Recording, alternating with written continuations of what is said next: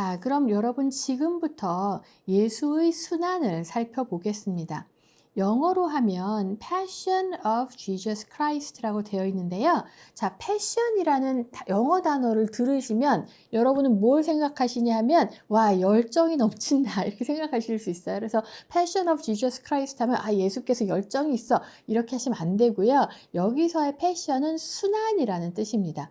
예수께서 얼마나 큰 고통을 당하시고 처형을 당하시고 인류를 구원하셨는가, 바로 그 패션이라는 그쵸 순환의 시작을 지금부터 설명해 드리려고 하는데요. 순환은 어디서부터 시작되는가? 예수께서 예루살렘으로 입성하는 그 순간입니다. 즉 고난을 향해 예수께서 예루살렘에서 처형을 당하시는 거거든요. 그러니까 고난을 향해서 스스로 나아가고 있는 것이죠. 자, 그런데 예수께서 무엇을 타고 오시냐 하면 당나귀를 타고 오십니다. 당나귀는 옛날부터 멸시받는 초라한 동물이었죠. 예수께서는 항상 낮은 곳에 임하시고 굉장히 겸손하셨습니다. 그래서 어찌 보면 지금 유대의 왕이 예루살렘으로 입성하는 장면인데 진짜 세속의 왕처럼 들어오시는 게 아니라 당나귀를 타고 들어오시죠. 그런데 예루살렘의 시민들은 이미 예수 그리스도를 기다리고 있었어요. 그래서 굉장히 많은 군중이 마중을 나옵니다. 그래서 그 마태복음, 마가복음 이 복음서에 대체로 어떻게 이 장면이 그려지냐 하면 군중들이 나귀를 타고 오는 예수 그리스도를 환영하면서 어떤 사람은 자기 옷을 벗어서 바닥에 깔아드리고 종려나무 가지를 흔들고 그 가지를 던지고 또 어떤 사람들은 나무 위에 올라가서 쳐다봤다고 해요. 그래서 사실 여러분들은 예수께서 예루살렘에 입성하는 장면을 기독교 미술의 여러 사례를 통해서 보실 수가 있는데 대체로 똑같은 내용이 나옵니다. 당나귀를 타고 계시고 군중들이 있는데 어떤 사람은 옷을 벗어서 바닥에 깔고 나뭇가지를 던지고 나무 위로 올라가는 사람들이 있죠. 이 장면을 보시면 자, 예수께서 지금 군중들을 향해서 막 손가락 두 개를 들고 계시는데 이렇게 하면 우리는 되게 사진을 찍고 싶잖아요. 자, 이 자세는 축복을 내려주는 자세입니다. 그리고 그 뒤로는 예수의 12제자가 따라오고 있어요. 숫자를 세보시면 12명이 딱 맞습니다. 그런데 모두 다 성스러움을 뜻하는 후광, 금빛으로 빛나는 동그란 어떤 원반을 머리 뒤에 하나씩 달고 계시죠. 그런데 이 후광 중에 커다란 십자가가 그려진 후광은 예수만 갖고 계십니다. 12명 중에 후광이 없는 사람이 한 명 있거든요. 이 사람이 누굴까요? 네, 바로 배신자 유다입니다. 자, 여러분 지금 다른 그림 두 점 제가 보여드릴 건데요. 이 그림이 어떤 주제인지 이제 제가 설명드리지 않아도 바로 알아보실 수 있겠죠. 왜 알아보실 수 있을까요? 예수께서 당나귀를 타고 계신다. 성 밖으로 많은 군중이 쏟아져 나왔다. 어떤 사람은 옷을 벗었고, 어떤 사람은 나뭇가지를 흔들고, 어떤 사람은 나무를 타고 올라가고 있다라고 하면, 아, 예루살렘 입성이구나. 이렇게 알아보시면 됩니다. 자, 이것이 여러분들이 너무나 잘 아는 레오나르도 다빈치의 최후의 만찬 장면입니다. 최후의 만찬은 이것을 통해서 유케리스트, 즉 성체, 성찬식의 시작이기도 하고 미사의 시작이기도 합니다. 자, 우리가 성찬식이라고 하면 예수께서 유다가 사람들에게 돈을 받고 예수를 로마 병사들에게 팔아 넘길 거라는 것을 이미 알고 계셨어요. 그렇죠? 처형을 당하는 시간이 얼마 남지 않았구나 라는 것을 알고 제자들을 불러 모아 마지막으로 저녁 식사를 하는 장면입니다.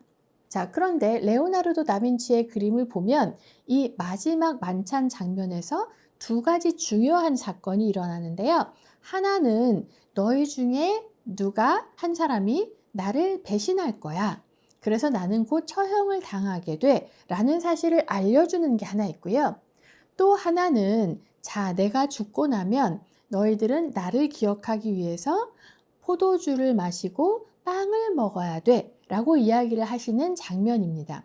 자, 그런데 이 최후의 만찬 장면에서 배신의 사실을 알려줘서 제자들이 충격을 받는 것이 좀 강조된 그림이 있고, 어떤 그림은 이 성찬식이 강조된 그림이 있습니다만, 레오나르도 다빈치의 작품 같은 경우에는 이 배신, 그 다음에 이제 처형이 다가온다라는 사실을 알려줬을 때 다들 깜짝 놀라는 장면이 조금 중심이라고 할 수 있겠죠. 그래서 예수께서 너희들 중 한 명이 나를 배신할 거야 라고 말씀하시는 순간 12명의 제자가 모두 깜짝 놀랍니다. 그런데 보시다시피 12명이 얼굴 표정은 물론이고 제스처가 모두 다릅니다. 특히 손의 제스처가 모두 다른데요. 이것을 보면 비록 우리가 다른 나라이고 몇백 년 전이지만 이 사람들의 반응을 조금 이해할 수가 있어요. 어떤 사람은 깜짝 놀라고 어떤 사람은 화를 내고 누구는 못 믿고 그리고 누구는 서로서로 이야기를 하는 거죠. 자, 이렇게 해서 굉장히 다양한 반응을 보여주고 있습니다.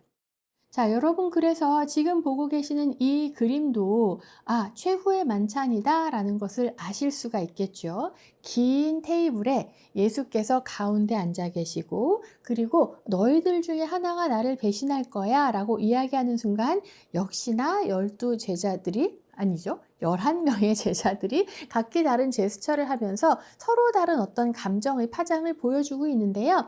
이 그림에서는 특히나 그렇다면 배신자 유다가 누구인지 알아보기가 너무 쉽습니다. 왜냐하면 배신자 유다만 테이블의 다른 쪽에 홀로 앉아 있거든요. 그래서 사실 이것이 최후의 만찬에서는 조금 더 전통적인 전형적인 구도라고 하겠습니다.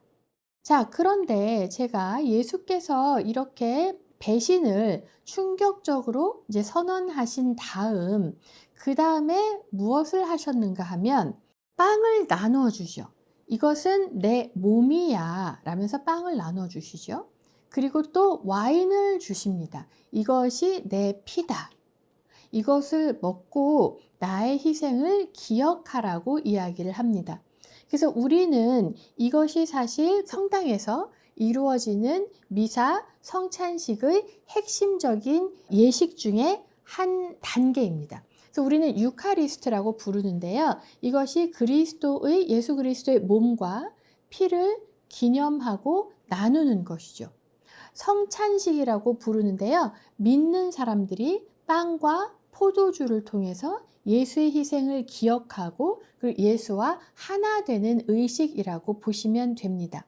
그래서 사실 그러니까 유카리스트의 장면은 그림으로도 많이 그려지고요.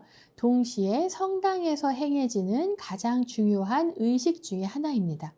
유카리스트라는 것은 예수의 희생을 단지 과거에 일어난 사건으로 기억하는 것이 아니라 예수의 죽음과 그리고 이어질 부활에 다시 참여하는 의식이라고 보시면 됩니다.